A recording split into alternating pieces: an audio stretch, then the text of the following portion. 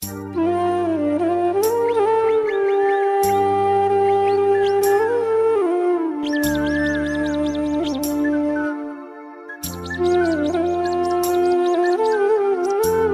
ওয়েদারটা জাস্ট এক কথায় হচ্ছে দারুণ ওয়েদার, কি তাই তো? গুড মর্নিং ফ্রেন্ডস, আবার চলে আসলাম তোমাদের সামনে একটা নতুন ব্লগ ভিডিও নিয়ে। তো আমি অঙ্কিতা আর এই হলো আমার ছেলে দিশান, কুচবিহারের এক ছোট্ট জেলার।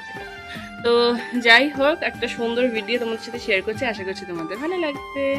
আমার স্নান হয়ে গেছে, জানুর স্নান হয়ে গেছে, কিন্তু আমরা কেউই ক্রিম লাগাইনি, ফোঁটা লাগাইনি। হ্যালো পাপ্পা, হ্যালো পাপ্পা, গুতু পপ্পু, গুতু পাপ্পা। তো চলো আবারও একটা সুন্দর ব্লগ ভিডিও নিয়ে তোমাদের সামনে হাজির হয়ে গেলাম। দেখতেই পারলে আজকে সকাল সকাল উঠে আমি স্নান করে নিয়েছি, আর ঝাড়ু কিন্তু আমাদের ঘরে আগেই দেওয়া হয়ে গেছে, মানে বাসি ঘর যেটা ঝাড়ু দেওয়ার ব্যাপার থাকে সেটা কিন্তু আগেই হয়ে গেছে। তোমরা তো জানোই আমার ঘরে ছোট বাচ্চা আছে, আর ছোট বাচ্চা থাকলে তারা কত পরিমাণে নোংরা করে, মানে কিছু একটা খেতে দিলে বা কিছু একটা করতে দিলে তারা নোংরা করে রেখে দেয়। তো আমাদের কিন্তু সকালে চা খাবারও খাওয়া হয়ে গেছে, আর এই দেখো চা খাবারে আমরা খেয়েছিলাম হচ্ছে চা আর মুড়ি বিস্কুট। তো জানো সবগুলো পাকার মধ্যে ফেলিয়ে পুরো ঘর ফেলিয়ে রেখেছিল, ওগুলোকে ঝাড় দিয়ে দিলাম।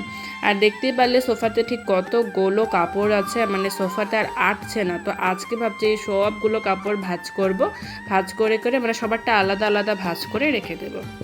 আজকে ব্লগ ভিডিওটা না আমি দিনের থেকে মানে সকাল থেকে শুরু করতে পারতাম, কিন্তু মনেই ছিল না। পরে গিয়ে মনে পড়লো যে হ্যাঁ ব্লগ করি, কারণ আগের দিনে ব্লগটা না এডিট করা হয়নি।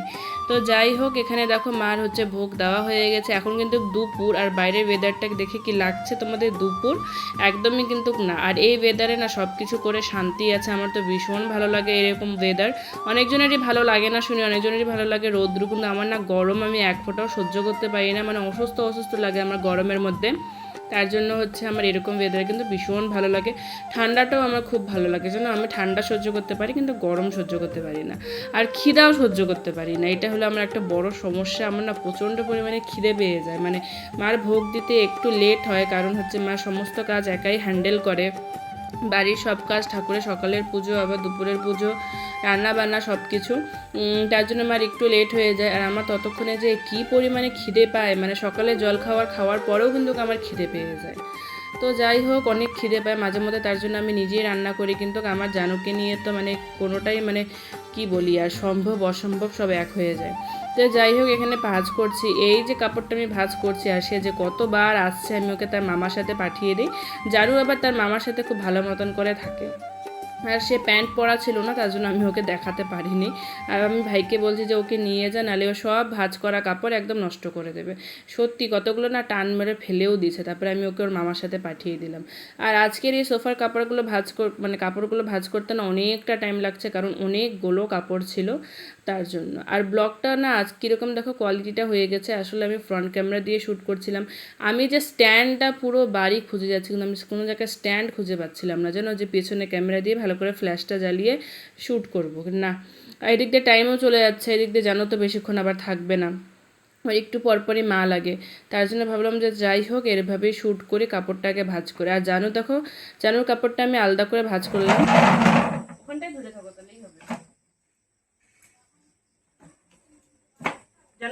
অনেক দিন হলো এই হচ্ছে পর্দাগুলো আমাদের ধোয়া হয়েছে, মানে ওষুধ ছিল তো তখন ধোয়া হয়েছিল, পরে আর লাগানো হয়নি। তো ভাবলাম যে না আজকে লাগিয়ে দিই। আগের দিন দুটো লাগাতে নিয়েছিলাম, লাগিয়েওছি। ওই দুটো লাগাতে লাগাতে আমার ছেলে যে অবস্থা করেছে, মানে আমরা কোনো কাজ করলে না সে পুরো এক্সাইটেড হয়ে যায় যে মা বা অন্যরা কি করছে, ওর খুব আগ্রহ যে সবাই কি করছে।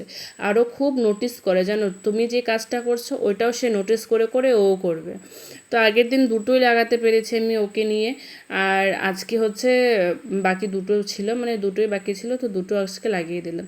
আবার কিছুদিন পরে এগুলো ধুয়ে আবার হচ্ছে মানে খুলে ধুতে হবে। কিছু প্রবলেমের কারণে আমি ডেলি ভিডিও দিতে পারছি না। আজকে একটা সুন্দর ব্লগ তোমাদের সাথে শেয়ার করলাম, আশা করছি তোমাদের খুব ভালো লাগবে। ভালো লাগলে একটা লাইক, আর নতুন হলে প্লিজ চ্যানেলটাকে সাবস্ক্রাইব করে